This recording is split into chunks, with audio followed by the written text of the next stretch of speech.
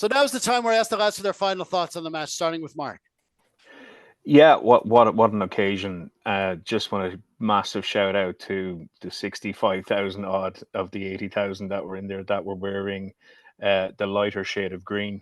I thought the fans were absolutely epic. I knew a lot of people that were over there. I'm sure we all did, and they all contributed to, as Bundy Aki and Andy Farrell said, they got them across the line. There was an extra point or two in there by the supporters. I know that's a bit of a cliche, but when you go to an away World Cup or in foreign climes, and it's almost like a home match as it is an advantage. It was just such a great Irish performance. I don't want to get too far ahead of ourselves because I think we'll see South Africa again. I have a feeling that might be the final if things work out as they should. I think they're the two best teams at the moment. Obviously, France, Ireland, South Africa, I think are just that much better. But, you know, we've got a game in 2 weeks against Scotland, who will fancy themselves. Don't know why, but they'll fancy themselves against us. We always seem to put Scotland away well in the World Cup for the last couple anyway. I can't see too many changes to that squad. I don't think there should be too many changes to that squad. There might be a couple of tweaks in terms of, might be one or two personnel changes, I'd say maximum, but there might be one or two positional changes from the bench to starting, or maybe from starting to the bench. But on the game last night, I'm going to pick one player from each row of the pack just to comment on. I thought the jukebox hung in there, but I thought Andrew Porter was superb. There's a 72 or 73 minute shift where he not only scrummaged his heart out, I still hate his bind. I still think his bind causes him so many problems, but that's by the by, that's a coaching thing. But his defense, his clearing of rooks, he literally did everything you want from a modern day prop and more. And in the lead up to our try in the first half, he carried 3 or 4 times for probably 4 yards max. But those 4 yards retained possession. His ball pres was excellent. I thought he had a superb game. I thought I'll probably talk about every player in the pack, to be honest with you, but the two other guys I'm going to speak about, Tadhg Beirne, just the legend grows. You know, everything, line out, ruck, maul, tackle, slowing down the ball. He's a nuisance at the breakdown. For such a big man, he gets over that ball so well. And he's one player that will have a massive X on his back with whoever we play. Teams will target him.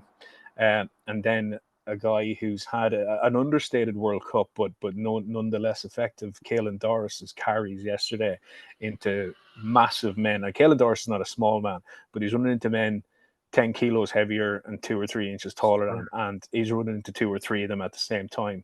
And just disregard for his body, it was immense. I'll leave it there in those 3 guys. I'll let Tom elaborate on some other people, but I thought those 3 guys stood out for me in a total team effort from 1 to 23, and the boys up in the box as well. Absolutely. I mean, I never thought you could say about someone like the size of Caelan Doris that it was a quietly brilliant performance, because you know, he especially when you watch about the second time, you see so many times he got involved. Tom. Well, the last just sum up, I'm just going to park the what I call the cold analysis and just go pure emotion.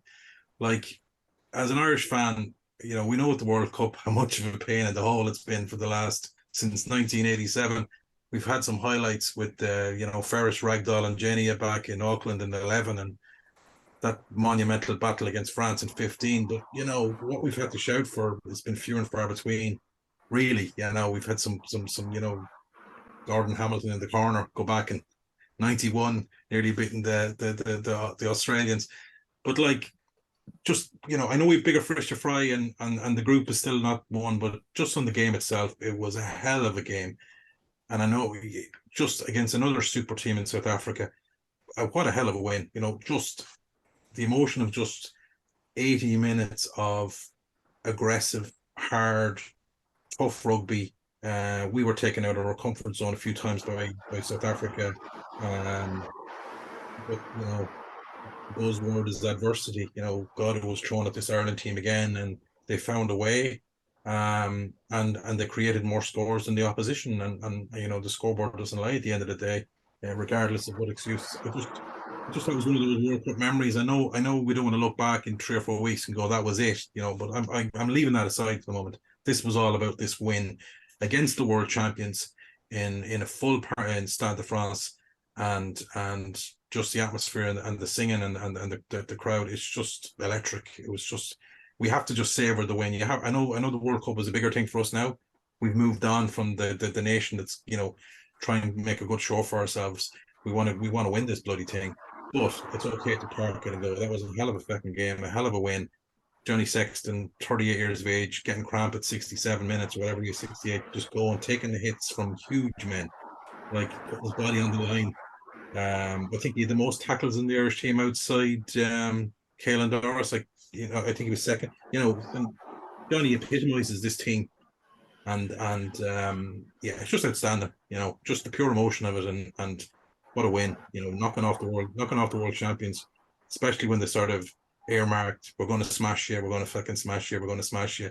And no, you didn't, lads. I'm sorry. It's 18 or it's 13-8 to us, and we've got the points in the bag, and you might get a second cut at us later on, but we'll take the win and move on. Absolutely. I mean, like we watch these games every week and we analyze them to death, and we love doing all that and looking at all the plays and all the intricate moves and stuff. But like you say, when you have a really big match like this, I mean, you actually couldn't get bigger than this, really. You hear it from other fans as well, people who don't watch all the time but are interested when Ireland's doing well and Ireland's in matches like this, and you just basically, they're happy they won and they enjoyed the match, even though it was a bit nerve-wracking throughout, but it was it was great coming out of it, and that's kind of what it's all about, and that's what main reason we're doing this. As you say, Jeff, we watched the game, you know, as true the emotion of being an absolute diehard supporter. We want our team to win, and you're on every ruck, you're on every tackle. I think a good sign of it was, for anyone who wants to dip into social media, it's just a response from non-Irish and non-South African fans. You know, you can see some of the comments from England or Wales or New Zealand. They're like, what a test match. You know, that's basically the message. What a test match. But the two teams, my God, you know, Ireland are the real deal. Begrudging teeth you can see coming out of Cardiff and Swansea. But that's a sign of how good of a game this was. And maybe we'll be able to look back in a few months when we're a little bit, the emotion is brought down and we can look at it a little bit more and enjoy it. But it was just a hell of a test match.